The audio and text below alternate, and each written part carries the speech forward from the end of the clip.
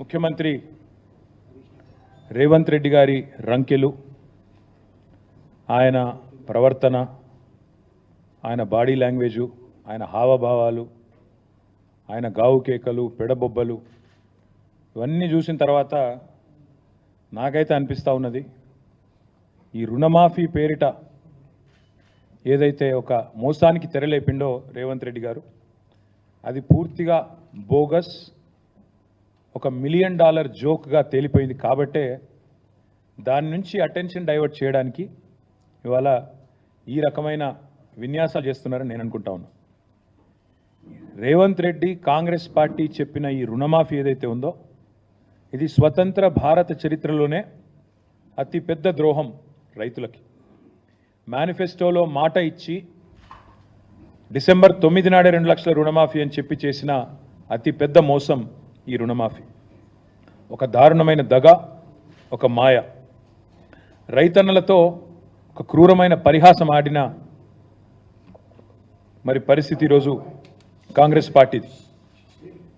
ఒక మాటలో చెప్పాలంటే అడ్డగోలు ఆంక్షలు, అర్థం లేని షరతులు, కొర్రీలు, కూతలు, కోతలు, మొత్తంగా చెప్పినట్టయితే అన్నదాతలను నిండా ముంచిన పరిస్థితి ఈ రుణమాఫీ ద్వారా.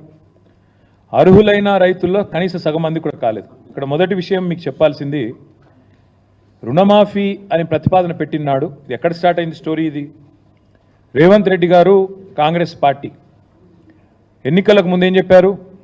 డిసెంబర్ 9 నాడు, వీడియో మీరు అందరూ చూసే ఉంటారు, మళ్ళీ చూపెట్టి నేను మీకు బోర్ చేయను, సోషల్ మీడియా అంతా తెలుసు. డిసెంబర్ 9 నాడు ఒకటే రోజు ఒకటే సంతకంతో అర్జెంటుగా 2 లక్షల రుణమాఫీ చేస్తా అని చెప్పింది రేవంత్ రెడ్డి. ఒకే సంతకంతో, సింగిల్ స్ట్రోక్లో. రెండో మాట ఏమన్నారు ఆయన?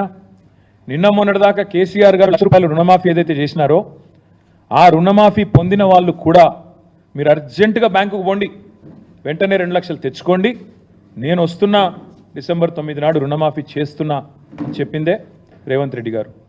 అయితే ఈ 2 లక్షల రుణమాఫీ అనే మాట వచ్చినప్పుడు చాలామంది మిత్రులు, రైతులు కానీ, జర్నలిస్టులు కానీ చాలామంది ఆలోచన చేసినారు, 2 లక్షల రుణమాఫీ అంటే ఎంత అవుతుంది, ఎంత అవుతుంది అన్నప్పుడు ఇదే రేవంత్ రెడ్డి గారు చెప్పారు.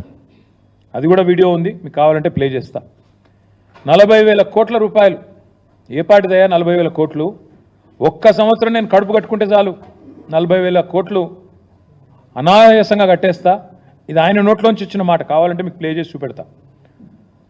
ఒక్క సంవత్సరం నేను కడుపు కట్టుకుంటే, అవినీతికి పాల్పడకపోతే, ఆయన అన్నమాట రేవంత్ రెడ్డి, మీకు పంపిస్తా కావాలంటే అందరికీ. ఒక్క సంవత్సరం కడుపు కట్టుకుంటే 40,000 కోట్లు అట్ట కట్టేయచ్చు అనాయాసంగా, ఇది ఆయన చెప్పిన మాట. దాని పర్యవసానంగా పేపర్లు రాసింది ఆనాడు. ఏం రాశారు? ఇది సాక్షి పత్రిక. 40,000 కోట్ల రూపాయలతో రుణమాఫీ. ఎట్లా వచ్చారు ఈ అంచనాకు? రేవంత్ రెడ్డి గారు ఏ రోజైతే చెప్పారో ఒక సంవత్సరం కడుపు కట్టుకుంటే 40,000 కోట్ల రుణమాఫీ ఈజీగా చేయొచ్చు అని చెప్పిండో, ఇక ఇది 40,000 కోట్ల లెక్క. ఎట్లొచ్చిండ్రు ఆ లెక్కకి? సీఎం చెప్పారు, మొత్తంగా ఎన్నికల వేళ ఏమేం చెప్పిండ్రో అవన్నీ లెక్కలేసి చాలా వివరంగా క్రోడీకరించి పెట్టిండ్రు 40,000 కోట్లను. సరే, మరొక పత్రిక ఏం చేసింది? 40,000 కాదు 35,000 కోట్లు అవుతుంది అని చెప్పి ఈనాడు పత్రిక. ఇక్కడ సాక్షి రాస్తే మళ్ళీ సాక్షి రాసింది వాళ్ళకి ఏదో ఎజెండా ఉందంటారు, అందుకే ఈ పత్రిక కూడా వచ్చిన. ఈనాడు పత్రిక వీళ్ళు ఏమన్నారు? 40,000 కాదు 35,000 కోట్లు అవుతుంది. 35,000 కోట్లు ఎట్లా?